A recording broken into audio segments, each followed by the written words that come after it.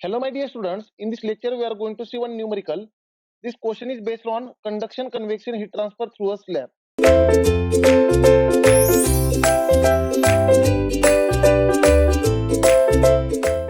So let us understand the question. The question is, an iron plate of thickness L and thermal conductivity K is subjected to constant heat flux Q in watt per meter square at a boundary surface X is equal to 0. Now let us draw the iron plate. Let us say they have given a plate, therefore the plate will be like this, right?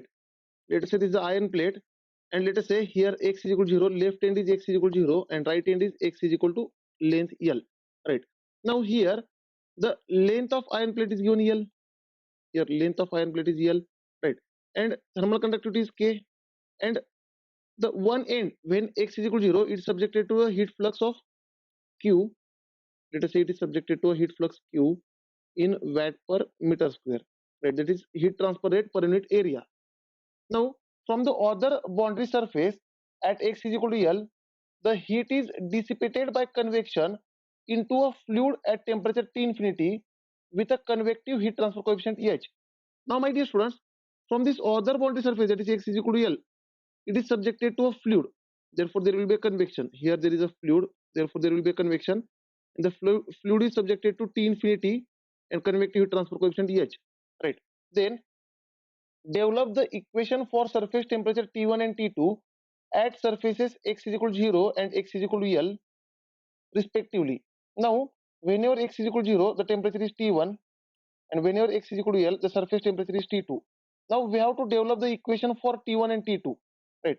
And from the data given, calculate T1 and T2.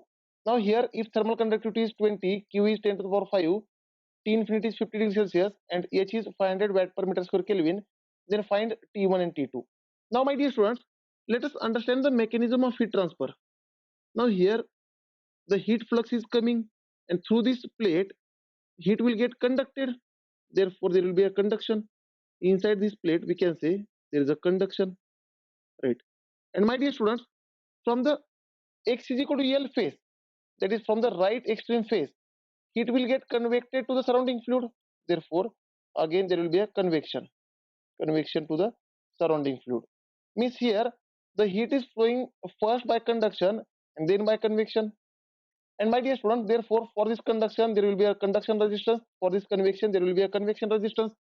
So let us draw the circuit. If I draw here circuit between temperature T1 and T2, right? Between temperature T1 and T2, right? There is a conduction resistance, and for slab, this conduction resistance R conduction for the slab will be equal to L divided by Ka. That we have derived this formula in basics, right? Conduction resistance for a slab is L divided by Ka. And between T2 and T infinity, there is a convection resistance. Therefore, between T2 and T infinity temperature, there will be a convection resistance. Therefore, this is a R convection.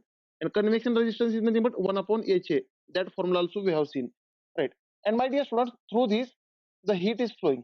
Through this, the heat Q is flowing, right?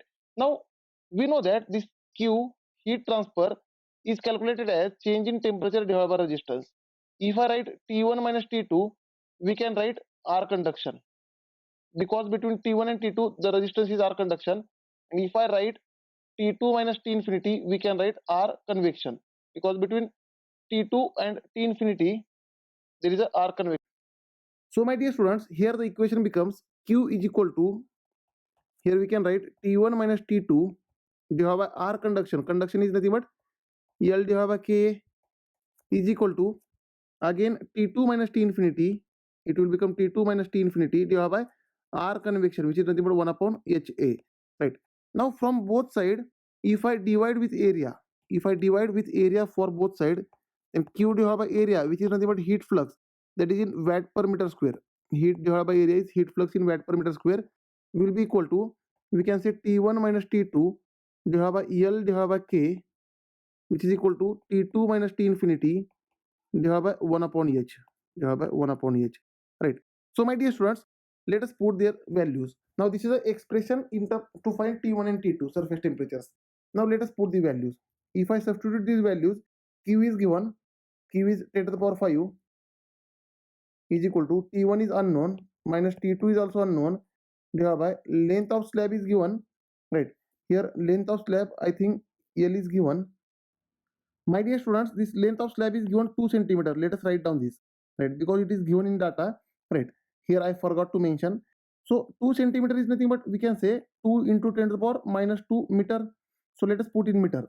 Therefore L is 2 into 10 to the power minus 2 divided by thermal conductivity K value is given 20, right?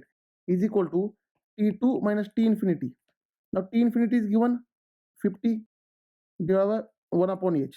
Here we can say divided by 1 upon H. So let us write down here 1 upon H. H is given as 500, 1 upon 500, right? Now my dear students, if I equate 10 to the power 5 with T2 minus 50 divided by 1 upon 500, then I will get T2. By equating these two equations, I will get T2. And my dear students, this T2 I will find as 250 degrees Celsius. T2 I will get 250 degrees Celsius, right? And if I put this T2 in equation here, right? And if I equate 10 to the power 5 with T1 minus T2 divided by 2 into 10 to the power minus 2 divided by 20, then I will get T1. Now it is a school level mathematics. You can find T1 also. Then I will get T1 is equal to 350 degrees Celsius, right? These are the temperature, surface temperatures which are required in the question. Thank you, dear students. In next lecture, we will see one more numerical on this topic.